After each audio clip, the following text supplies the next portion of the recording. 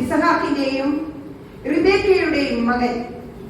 പിന്നീട് ദൈവം യാക്കോബിന് ഇസ്രായേൽ എന്നു പേര് നൽകി. യാക്കോബ് ഇസ്രായേൽ ജനത്തിന്റെ ഗോത്ര തലവനായി തീർന്നു. യാക്കോബിന് 12 ആൺമക്കൾ ഉണ്ടായിരുന്നു. ഇവരിൽ നിന്നും ഇവരുടെ വംശജരിൽ നിന്നുമാണ് ഇസ്രായേൽ ജനതയോ ഇസ്രായേലിലെ ആളുകളെയോ കുറിക്കാൻ യാക്കോബ് എന്ന പേര് തുടർന്നു ഉപയോഗിച്ചു. യാക്കോബിന്റെ ജീവിതത്തിലേക്ക് കടന്നു വന്ന സ്ത്രീകൾ ലേയ, റാഹേൽ, സിൽപ, ബിൽഹ. എന്നാൽ യാക്കോബ് സുന്ദരിയും മനോഹര രൂപിണിയും ആയതുകൊണ്ട് റാഹേലിനെ അധികമായി സ്നേഹിച്ചു.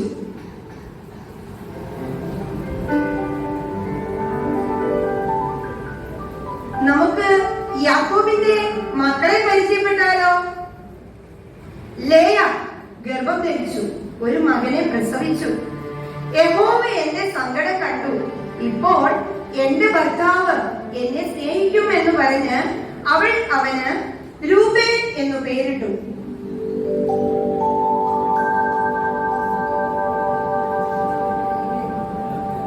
അവൾ പിന്നെയും ഗർഭം ധരിച്ചു, ഒരു മകനെ പ്രസവിച്ചു.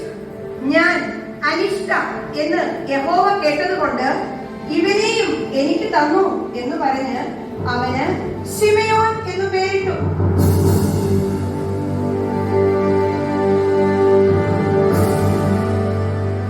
ഇപ്പോൾ ഈ സമയം എന്റെ ഭർത്താവ് എന്നെ പറ്റിച്ചേരും, ഞാൻ അവന് 3 പുത്രന്മാരെ പ്രസവിച്ചല്ലോ എന്ന് പറഞ്ഞ് അതുകൊണ്ട് അവൾ അവന് ലേവി എന്ന് പേരിട്ടു.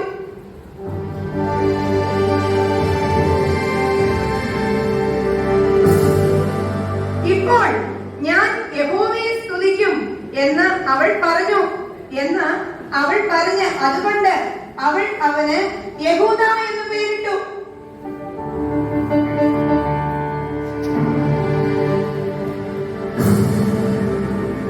അപ്പോൾ റാഹേൽ, ദൈവം എനിക്ക് ന്യായം നടത്തി എന്റെ അപേക്ഷ കേട്ട് എനിക്ക് ഒരു മകനെ തന്നു എന്ന് പറഞ്ഞ് അതുകൊണ്ട് അവന് ദാൻ എന്ന് പേരിട്ടു.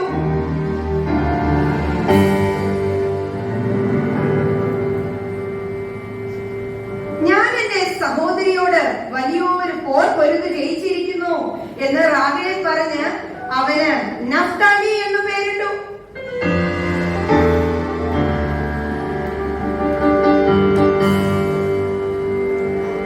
അപ്പോൾ ലേയ ഭാഗ്യം എന്ന് പറഞ്ഞ് അവന് ഗാദ് എന്ന് പേരിട്ടു.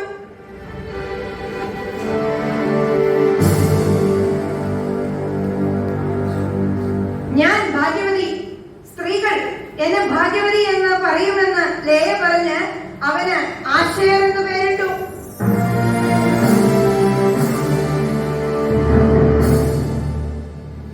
അപ്പോൾ ലേയ, ഞാൻ എന്റെ ദാസിയെ എന്റെ ഭർത്താവിന് കൊടുത്തത് കൊണ്ട് ദൈവം എനിക്ക് കൂലി തന്നു എന്ന് പറഞ്ഞ് അവന് ഇസഖാർ എന്ന് പേരിട്ടു.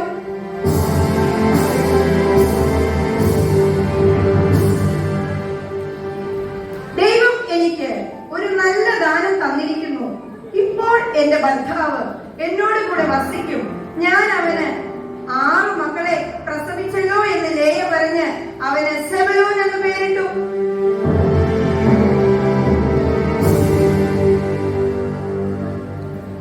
അതിന്റെ ശേഷം ലേയ ഒരു മകളെ പ്രസവിച്ചു, അവൾക്ക് ദീന എന്ന് പേരിട്ടു.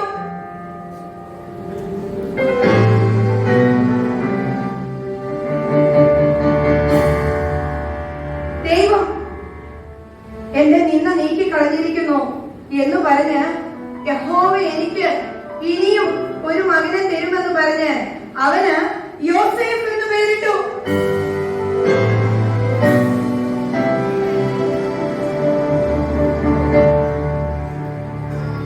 അവർ ബേഥേലിൽ നിന്ന് യാത്ര പുറപ്പെട്ട് എഫ്രാത്തയിൽ എത്തുവാൻ അല്പദൂരം മാത്രമുള്ളപ്പോൾ റാഹേൽ പ്രസവിച്ചു. അങ്ങനെ പ്രസവത്തിൽ അവൾക്ക് കഠിന വേദനയായിരിക്കുമ്പോൾ സൂതി ഗർഭിണി അവളോട് ഭയപ്പെടേണ്ട, ഇതും ഒരു മകനായിരിക്കും എന്ന് പറഞ്ഞ്, എന്നാൽ അവൾ മരിച്ചുപോയി. ജീവൻ പോകും സമയം അവന് ബെനോനി എന്ന് അർത്ഥമുള്ള ബെന്യാമീൻ എന്ന് പേരിട്ടു.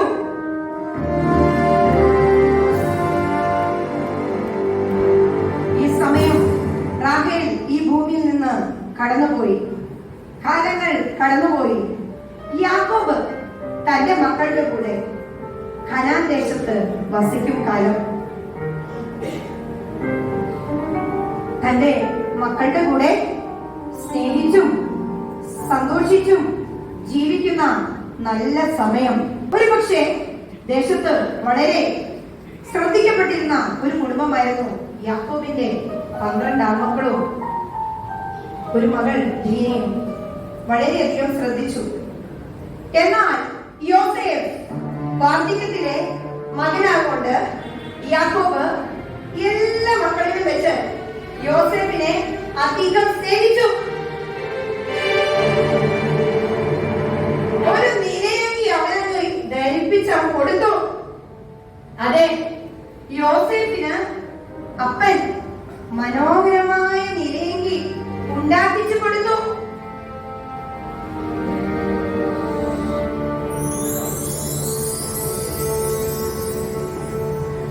അപ്പൻ തങ്ങളെ എല്ലാവരെക്കാളും അവനെ അധികം സ്നേഹിക്കുന്നു എന്ന് അവന്റെ കണ്ടിട്ട് അവനെ പകച്ചു. അവനോട് സമാധാനമായി സംസാരിക്കാൻ പോലും അവർക്ക് കഴിഞ്ഞില്ല. സഹോദരന്മാർക്ക് അവനോട് പകയും അസൂയയും തോന്നി. എന്നാൽ യോസേഫിന് ആ നിലയ്ക്ക് കിട്ടിയപ്പോൾ വളരെയധികം സന്തോഷമായി. യോസേഫ് വളരെ സന്തോഷമായി. അവൻ അപ്പനെ സ്നേഹിച്ചു, അപ്പൻ അവനെയും സ്നേഹിച്ചു. അങ്ങനെ ഇരിക്കുമ്പോൾ യോസേഫ് തന്റെ ഉറക്കത്തിൽ ഒരു സ്വപ്നം കണ്ടു. താൻ 2 സ്വപ്നങ്ങൾ കണ്ടു. ഈ സ്വപ്നം കണ്ട യോസേഫിന് തുറന്നു പറയാൻ മറ്റാരുമല്ലല്ലോ, തന്റെ സഹോദരന്മാരോട് അവൻ പറഞ്ഞു. യോസേഫ് എഴുന്നേറ്റു.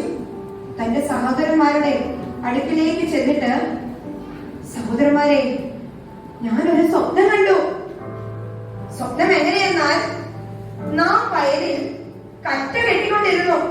അപ്പോൾ എന്റെ കറ്റ എഴുന്നേറ്റ് നിവർന്നു നിന്നു.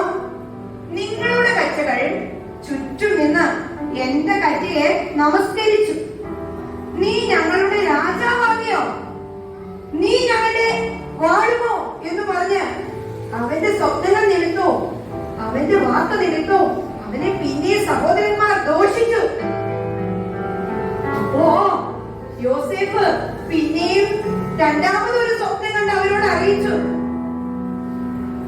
സഹോദരന്മാരോട് പറയാണ്, സൂര്യനും ചന്ദ്രനും 11 നക്ഷത്രങ്ങളും എന്നെ നമസ്കരിച്ചു എന്ന് പറഞ്ഞു.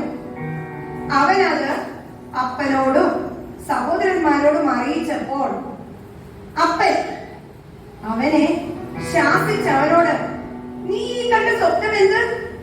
ഞാനും നിന്റെ അമ്മയും നിന്റെ സഹോദരന്മാരും സാഷ്ടാംഗം വീണ് നിന്നെ നമസ്കരിക്കാൻ വരുമോ എന്ന് പറഞ്ഞു. ഈ സമയം അവന്റെ സഹോദരന്മാർക്ക് അവനോട് അസൂയ തോന്നി. അപ്പനോ ഈ വാക്ക് മനസ്സിൽ സംഗ്രഹിച്ചു. എന്നാൽ സഹോദരന്മാർക്ക് അവനോടുള്ള അസൂയ വർദ്ധിച്ചുകൊണ്ടേയിരുന്നു. അങ്ങനെ ദിവസങ്ങൾ കടന്നുപോയി. യാക്കോബിന്റെ മക്കൾ തന്റെ പിതാവായ സ്വന്തം ദേശത്തേക്ക് ആടിനെ മേയ്ക്കാൻ പോയി. ആരെല്ലാം? രൂബേൻ, ശിമെയോൻ, ലേവി, യഹൂദ, ഇസ്സാഖാർ, സെബൂലൂൻ, ബെന്യാമീൻ, ദാൻ, നഫ്താലി, ഗാദ്, ആശേർ. ഇവർ അപ്പന്റെ ആളുകളെ മേയ്ക്കാൻ ദൂരദേശത്തേക്ക് പോയപ്പോൾ ഒരു ദിവസം യാക്കോബ് യോസേഫിനെ വിളിച്ചു. യോസേഫ്, നിന്റെ സഹോദരന്മാർ ശെഖേമിൽ ആടിനെ മേയ്ക്കുന്നുണ്ടല്ലോ. നീ ചെന്ന് നിന്റെ സഹോദരന്മാർ സുഖമായിരിക്കുന്നുവോ, ആടുകൾ നന്നായിരിക്കുന്നുവോ എന്ന് നോക്കി വസ്തുത അറിയിക്കണം എന്ന് പറഞ്ഞ് എബ്രോൻ താഴ്വരയിൽ നിന്ന് അവനെ അയച്ചു. അപ്പന്റെ വാക്ക് അതേപടി അനുസരിച്ച് യോസേഫ് തന്റെ സഹോദരന്മാരെ അന്വേഷിച്ചു നടന്നു. അവൻ ശെഖേമിലെത്തിയപ്പോൾ പോകുന്ന വഴി ഒരാളെ കണ്ടു. അവരോട് ചോദിച്ചു, എന്റെ സഹോദരന്മാരെ കണ്ടുവോ എന്ന് ചോദിച്ചു.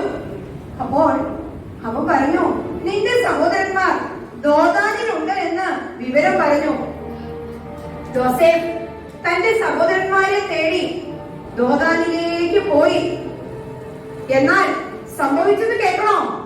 യോസേഫ് ദൂരത്ത് നിന്ന് വരുന്നത് കണ്ടിട്ട് അവനെ കൊല്ലേണ്ടതിന് അവൻ അടുത്തു വരും മുമ്പേ അവന് വിരോധമായി ദുരാലോചന ചെയ്തു. അതാ സ്വപ്നക്കാരൻ വരുന്നു, അതാ സ്വപ്നക്കാരൻ വരുന്നു. നാം അവനെ കൊന്ന് കുഴിയിലിട്ട് കളക. ഒരു ദുഷ്ടമൃഗം അവനെ തിന്നു കളഞ്ഞു പറയാം. അവന്റെ സ്വപ്നങ്ങൾ എന്താ തമ്മിൽ തമ്മിൽ പറഞ്ഞു. രൂപേൻ അത് കേട്ടിട്ട്, നാം അവനെ ജീവഹാനി വരുത്തരുത്.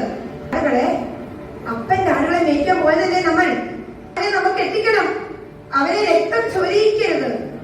മരുഭൂമിയിലുള്ള ആ കുഴിയിൽ അവനെ ഇടുവീൻ എന്ന് പറഞ്ഞു.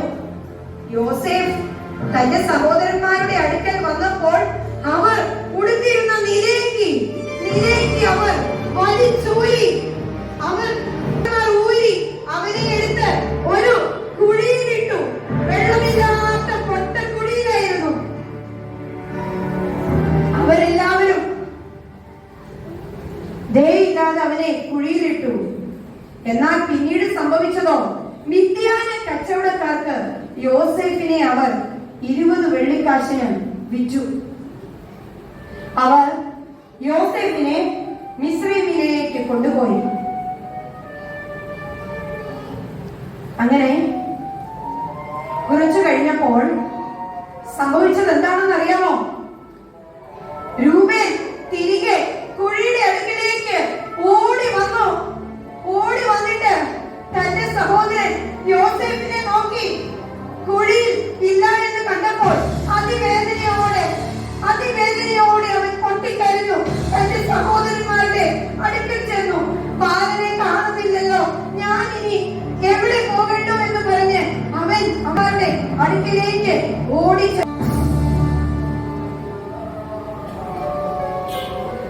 അങ്ങനെ ദിവസങ്ങൾ കഴിഞ്ഞപ്പോൾ യാക്കോബ് തന്റെ മക്കളെ നോക്കി ഇരിക്കുകയായിരുന്നു. എന്റെ മക്കൾ എവിടെ? ആടിനെ മേയ്ക്കാൻ പോയതാണല്ലോ. അങ്ങനെ ഇരിക്കുമ്പോൾ മക്കൾ എല്ലാരും കൂടി യാക്കോബിന്റെ അടുക്കലേക്ക് വന്നു. അയ്യോ, എന്റെ മക്കളെല്ലാം വന്നല്ലോ. രൂബേനുണ്ട്, ശിമയോനുണ്ട്, ലേവിയുണ്ട്, യഹൂദയുണ്ട്, ഇസ്സാഖാറുണ്ട്, സെബൂലൂൻ, ബെന്യാമീൻ, ദാൻ, നഫ്താലി, ഗാദ്, ആശേർ എല്ലാം. പക്ഷേ എവിടെ എന്റെ മകൻ യോസേഫ് എവിടെ? യോസേഫ് എവിടെ? അവരോട് ചോദിച്ചു.